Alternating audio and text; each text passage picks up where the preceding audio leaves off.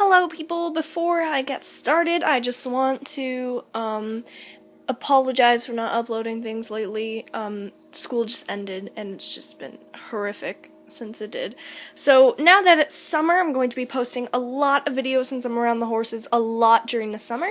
So this is the story of Rusty. I know I talked about him in my opening video, but there wasn't very much said about him. But here is his story. Rusty was a very skinny, not very healthy horse who was just had hours counting down until he was to be sold to slaughter.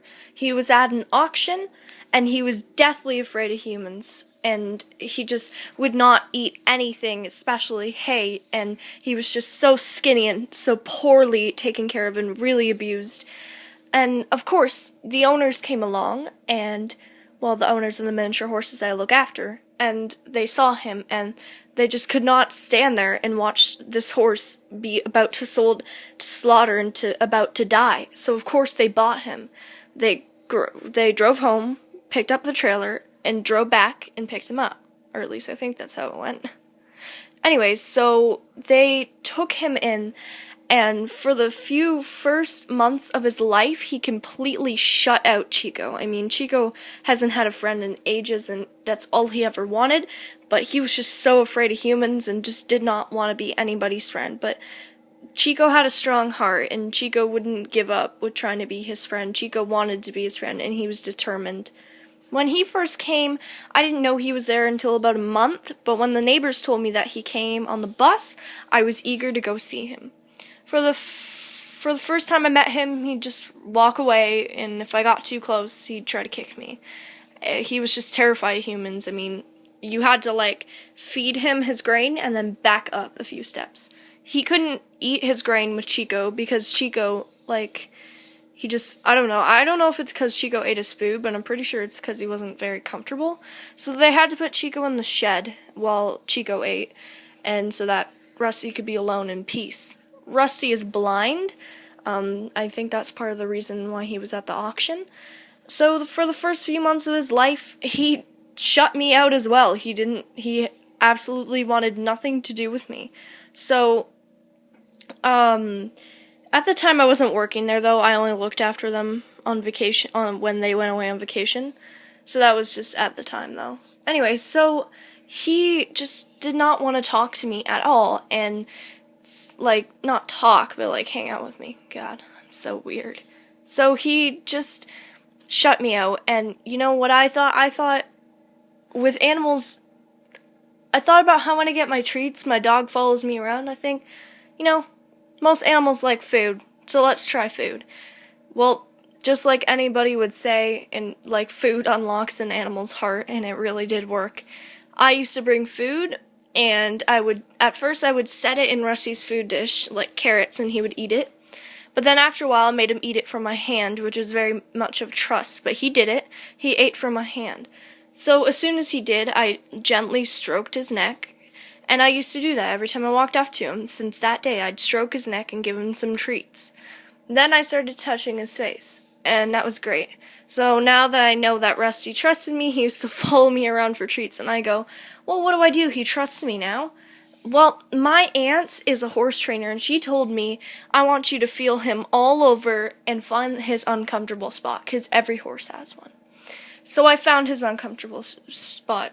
There it is, under his chest, and he hated it. And she told me, you have to keep on touching him there until he lets you touch him there. So I finally did it. I touched him there, and it took me about a week until he would let me touch him there.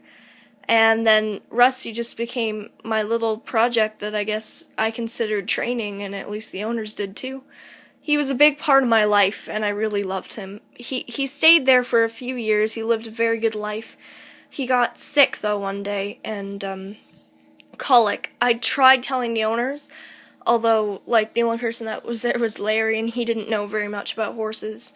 So by the time I returned home, and I was at home for about an hour, I got a message over Facebook telling me that Rusty has colic, and I knew it too, and I knew it, and I just felt so guilty about it.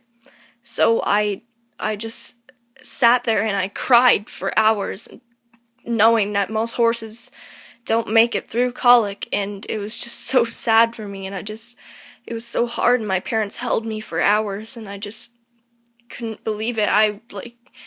Before, like a week before he got sick, I told him I don't know how I would live without him, but, it's just, you'll never see it coming, like you never do.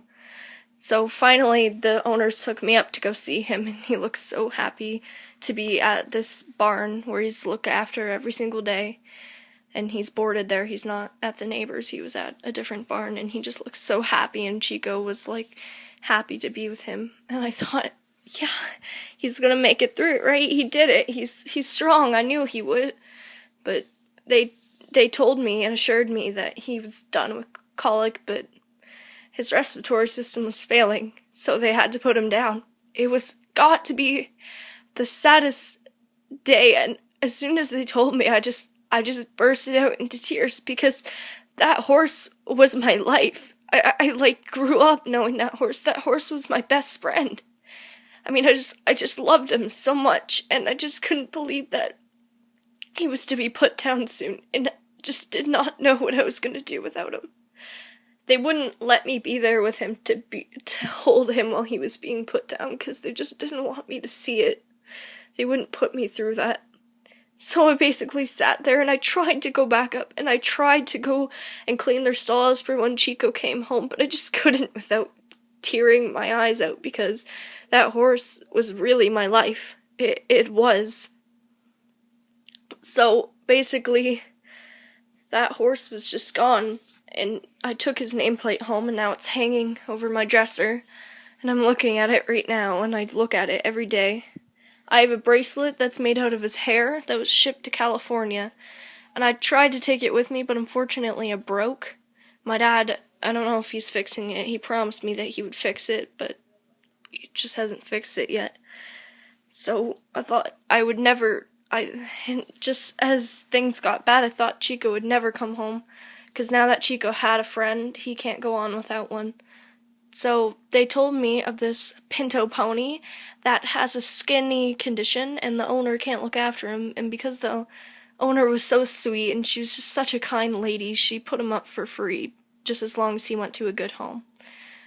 Frodo has a skinny condition, and that's how we found him. When we went up to go see him, we drove 2 hours to go get that pony, and he was cute, and he was adorable, but he was just a bit skittish, and he still is. And then when we brought him home with Chico, he was just sniffing around, and I was so excited, and I spent the whole next day just looking at him, and I just couldn't stop admiring his beauty and taking pictures, and he's just so beautiful. And I thought, this is my chance to start over, because this horse is skittish and he's like Rusty. This is my chance to start over. So I thought to myself, you know what, let's do this. But the horse completely hated me and all bit it. Frodo does not like me. And he just would not let me put a fly sheet on him. He wouldn't let me walk up to him, and it just got to the point where I basically just gave up. And I gave up, and during winter, though, I tried to spend time with him, although I was just so busy with horseback riding at my own barn. But when summertime came around, I just thought to myself, you know what, I never gave up with Rusty, and no matter how hard it was to tame Rusty, I can't give up. So I told myself that I have to stick to this, and I have to commit to this. So I'm committing to it now, and I'm going to do this. I'm committing to what the consequences are. So I'm going to train this horse, and I did. He now lets me put fly spray on him, fly sheets, fly mask, anything. When I walk up to him, he doesn't back away and try to smell me before I can touch him. He doesn't run away from me anymore. He walks right up to me. He talks to me when I'm giving him food, which most horses do, but he just does this little groan thing that I've never heard him do before, but it's cute, and I just love it. And I just love Frodo so much, and I know he's really skinny because of his condition. And I'll admit we are trying, but you know what? I'm not gonna give up, because I never gave up with Rusty. I mean, Rusty was so hard before we could get him eating hay, and I just thought, I'm not gonna give up. So I'm not gonna let Frodo slip away this easily. So I put grain in his hay, and now he eats it. He'll eat half a flake of hay, but he won't eat the rest. He'll just go out and start grazing. I mean, he was really fat in the winter because he would eat his hay in the winter, but now that spring's here and grass is out, he'll just eat half his hay and leave and go start grazing, which I don't blame him, but it is kind of making him skinny. But at least he devours his grain, and grain is the fat part, so you gotta be happy for that. So that is my story about Rusty and how we got Frodo, and I hope you guys enjoyed.